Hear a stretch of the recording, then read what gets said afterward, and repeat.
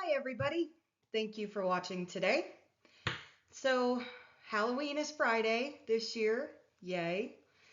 A weekend full of shenanigans for all ages.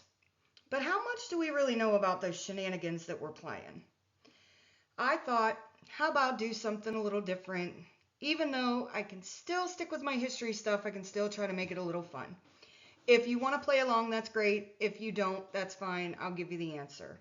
If you are going to play along, you will have to tell me whether it's fact or fake. Here are some of Halloween's tricks and treats as they are presented today, but we will need to decide whether these are historically accurate or if they've changed through the years. All right, our first fact or fake. Halloween began in Rome. Well, most people know the answer to this, but if they don't know, Rome seems to be the other place that they would go to. This is going to be our first fake. Halloween actually comes from the Celtic festival of Samhain, and it was always held near November 1st, as that would be the end of the harvest season and the beginning of winter. And this was said to be practiced by the Celtic tribes of Ireland and Britain. So we can't talk Halloween without talking candy because one seems to have eventually become associated with the other. And so, for the next fact or fake, there is a day deemed National Candy Corn Day. Well, absolutely, guys, yes, this is true, and it is October 30th. I would have thought they would have tried to make it on Halloween, seeing it does seem to be a little more associated with Halloween, but this was not the case. Either way, seems they have a day dedicated to just about anything anymore. So this one and the next one kind of coincide with each other. So let me get through this and then I'll do some explaining. Jack-o'-lanterns have always been carved from pumpkins. Fact or fake? Well, you think about a pumpkin, you think they're pretty well sturdy. Most of them don't get soft until they've really gone bad. And I mean, they come in all different sizes. So depending on what size you wanted to make it, absolutely this could be possible, right? Well, this is actually fake. It was, of course, Celtic, Irish roots that Halloween came from, and so it was more likely and originally turnips and potatoes that would be used to carve a jack-o'-lantern, which will bring me to my next question. So, fact or fake? Jack-o'-lanterns are named after a man named Jack. Well, this is actually a fact. And I really do like this story. Again, the Irish roots regarding Halloween. A 17th century story of a man called Stingy Jack. Stingy Jack was full of trickery. He was very mean and essentially evil. So evil, in fact, that the devil wanted to check out this guy for himself. He was a drunk, and so when the devil finds him, he finds him wanting to get drunk. Jack is able to convince the devil to pay for the drinks. This is how good of a tricker Jack was. The devil turns himself into a coin at Jack's insistence, but Jack doesn't use that coin to pay for the drinks. Jack puts the coin in his pocket near a silver cross, and this would trap the devil as a coin. Jack will not release the devil until he has agreed not to come back for his soul for another year. And so, a year goes by, Jack continues his evil deeds, and well, the devil has come to claim his soul. But Jack convinces the devil to go up a tree to get some fruit. The devil climbs up the tree, and Jack carves a cross into the tree, trapping the devil until he agrees not to come for Jack's soul for another 10 years. The devil reluctantly agrees, and he is released. 10 years go by. The devil comes. Jack has passed.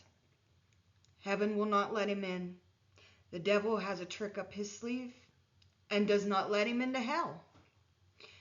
Jack is doomed to wander all of earth for all eternity, going to neither heaven nor hell.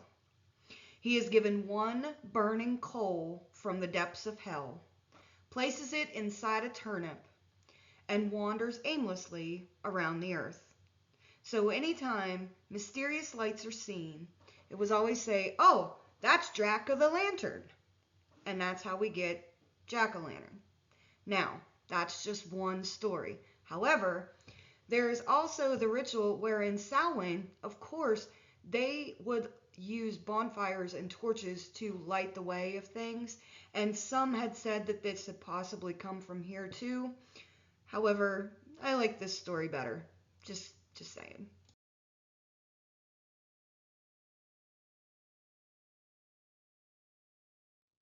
So, fact or fake? How many of you have done this? How many of you have played this game?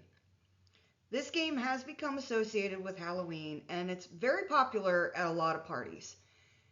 If you have done this, more power to you, you're braver than me. I was not sticking my head in any kind of tub of water and not being able to use my hands to get back out. Sorry, not sorry.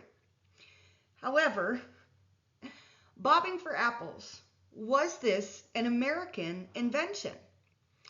I've heard stories growing up. Oh, yeah, it originated in Boston and it originated in New York and all of these different things. But after doing some research, no, it's actually fake. This actually began in medieval Europe. So, this was a game that young lovers would play. And we know in medieval times, young lovers were essentially teenagers. So apparently there are different versions, but the most common version is you would write a young lover's name on an apple and toss it into the water. This is the one that you intended to court or that you intended to marry. If you were able to reach in with just your mouth, no hands, and get the apple on the first try that had your lover's name on it, you were going to have an everlasting love, a great marriage, and your life would just be so wonderful and perfect. If it took you 2 tries, well, it would still last, but it wouldn't be as happy as it could have been if you got it on the first try. And if it took you more than 2, you might as well forget it. If you got a blank one, you took the blank apple home, you put it under your pillow, and your soon-to-be lover or meant-to-be lover would show up in your dreams. Now, for me, this is kind of essentially throwing out, it is just a game. And we know that the majority of medieval marriages were arranged. They were not for love. So I guess this kind of goes along with that courtly love ordeal where it was, considered a compliment that someone wanted to court you. But because there were not very many marriages for love, we know that this was just a game. However, there are many different versions of it, but that is the one thing that doesn't get said today when we are bobbing for apples. It essentially is just to bob for the apple. So I like this one because Halloween's on a Friday this year. Fact or fake? Halloween is a 3-day event. Well, guys, yes, this is fact. Because the origins of Halloween come from the Celtic festival of Samhain. Samhain was a 3-day event.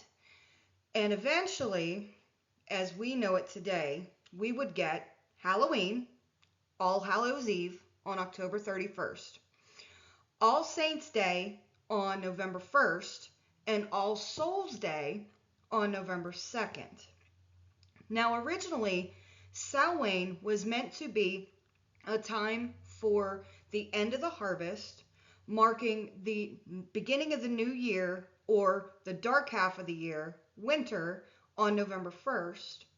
But it also was a time when the Celts believed that the boundaries between the living and the dead were very few and far between, and that the dead could walk among the living, and that spirits and demons alike would walk among the living during All Hallows Eve.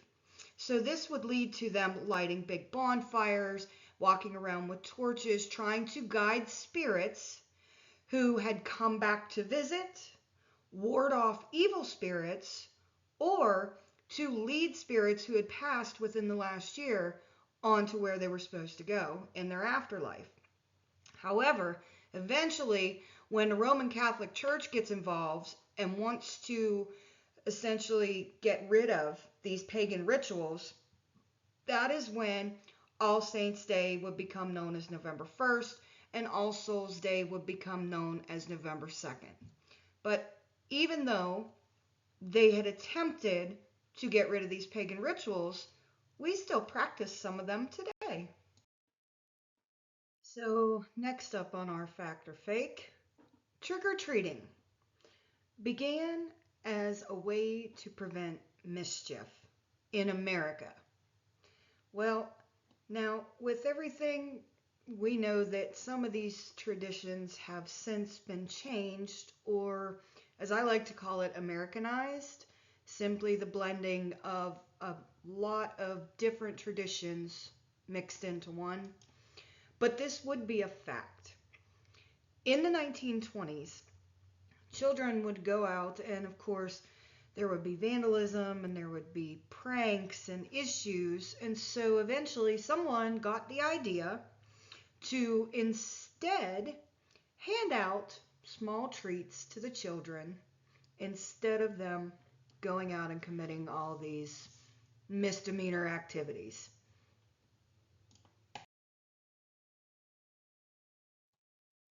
When it comes to what we know today to be trick-or-treating, this is essentially a combination of different traditions.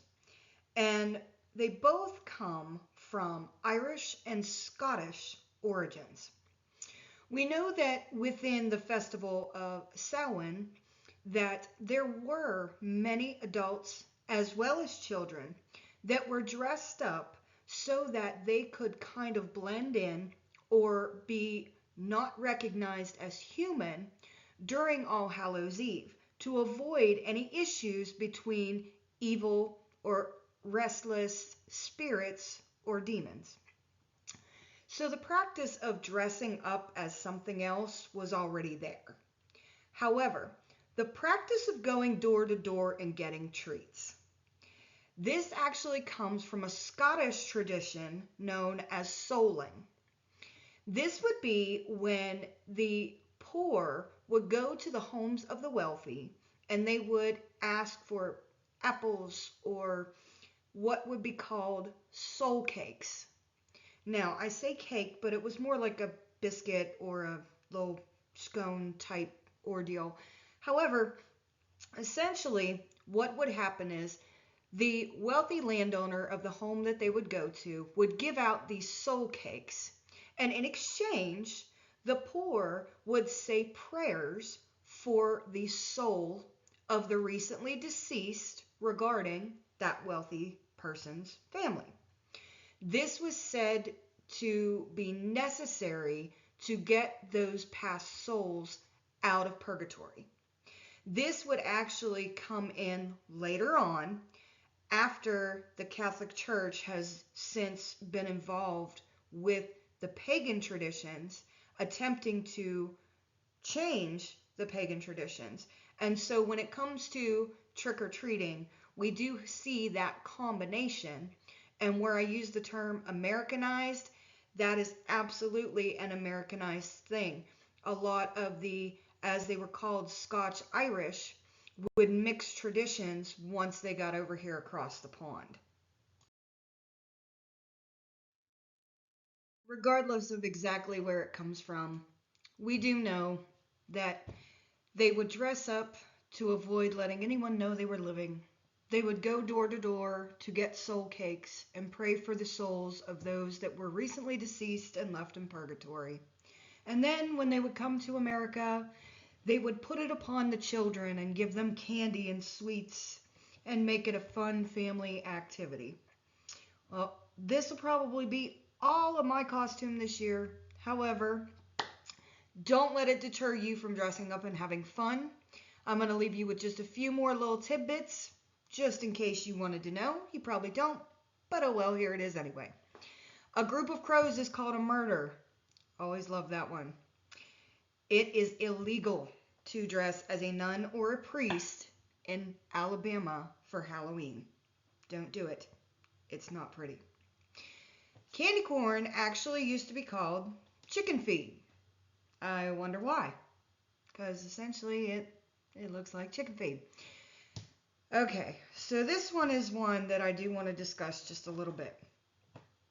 How many licks does it take to get to the center of a Tootsie Roll Tootsie Pop? Well, depends on who you ask. The University of Purdue had 20 volunteers do a study, and without using machinery, did it all on their own. They said 252. A student at the University of Michigan used a machine, and he said 411. I suppose it depends who you ask and really how good you lick. And last but not least, full moons on Halloween. They do happen. According to NASA, they happen every 19 years, and every time they happen, they are always known as a blue moon. Why? Because blue moons are uncommon, which is of course where we get the term once in a blue moon.